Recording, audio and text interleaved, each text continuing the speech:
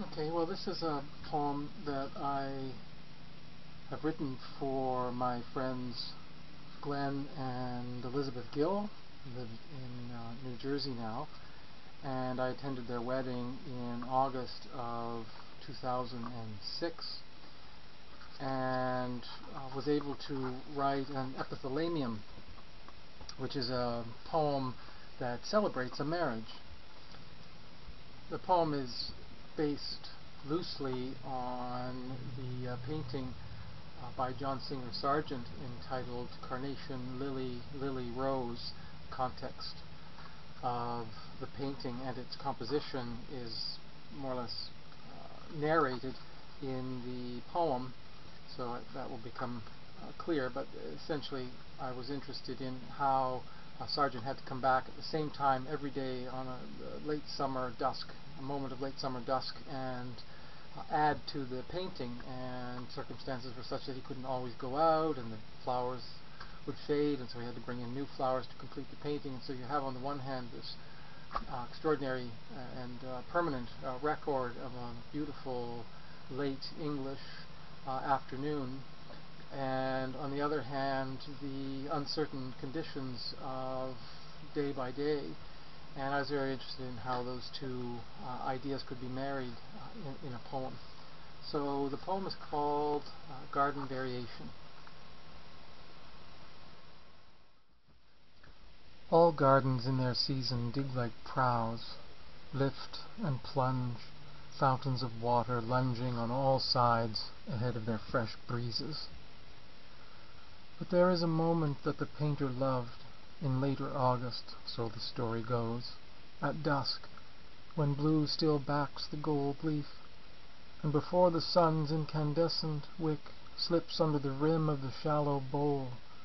when the air is opened like a decanter and breathes, and is poured out over the stone pools still warm, and the fairy lanterns that children bring glow like dimmed chandeliers. And there is an arbor where amorists might lie down, and without which the garden would lack its metaphor of the nuptial canopy. In June the sunsets are garish, July's parched ferns nod in the haze, and September's patchwork regalia always flags in the trees. No, it was August he came back to those evenings, for the same 20 minutes, with the case of paints under his arm, and set to work. And we may never know how many times, for that one scene, he returned to finish what he'd started,